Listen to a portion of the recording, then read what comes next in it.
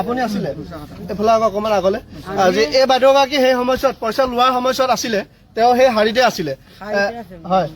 আপোনাক কিমান টকা দিছিলে পইচা 500 দিছা হয় কিন্তু আপোনাক কৈছিল নেকি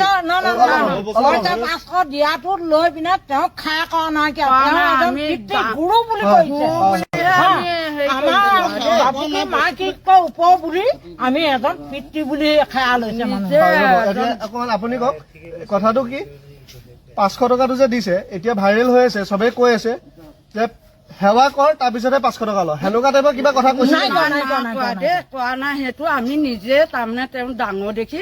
অকমান এনেই হাত যোগ কৰিছো মানে সেই তেনেকুৱা ধৰণৰতো কোনো কথা নাছিলে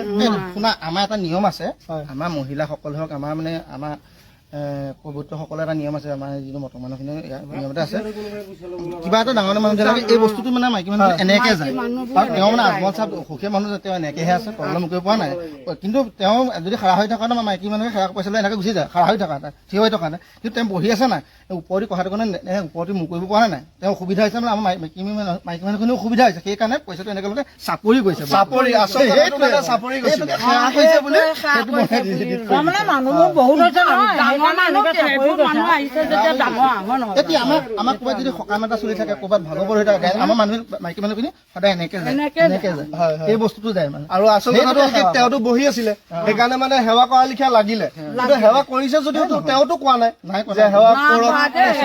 আজমল চাহাবৰ বিষয়ে এটা কথাই কওঁ শুনক আমি একো এটা তেওঁ পোৱা নাই বুলি কৈছো মানে নালাগো আমাক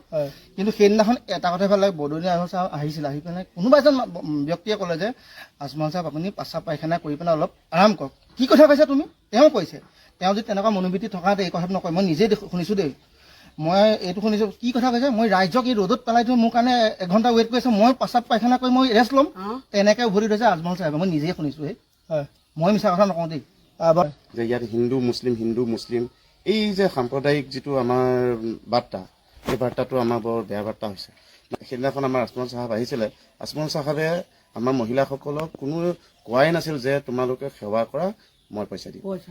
এই বাতৰিটো কিন্তু ভুৱা যিসকলে এই বাতৰিটো তেখেতলোকে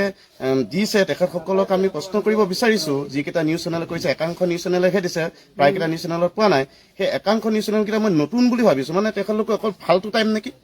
মই কৈছো সেইকাৰণে মই ফেচবুক পেজতো আজি মই জাৰি দিছো মই কৈছো ফেচবুক পেজত যে তেখেতলোক আচলতে কিমান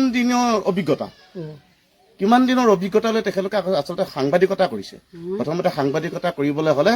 তেখেতলোকে প্ৰথমতে অসমখনৰ কথা ভালকে জানিব আৰু দ্বিতীয় কথা হ'ল আজমল চাহাবে যি 500 টকা দিছিলে আমাৰ মহিলাসকলৰ এটা আমাৰ ইয়াৰ মহিলাসকলৰ মই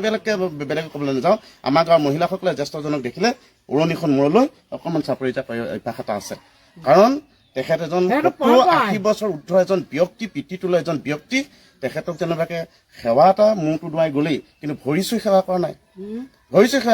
এইবিলাক সম্পূৰ্ণৰূপে ভিত্তিহীন মিছা কথা এডিট কৰা হৈছে এই ভিডিঅ'টো গতিকে ইয়াৰ তথ্য মই অলপ সময় আগতে কৈছোঁ প্ৰত্যেক যিকেইটা চেনেলে হেৰি কৰিছে প্ৰচাৰ কৰিছে তেখেতলোকে কিন্তু উত্তৰ দিব লাগিব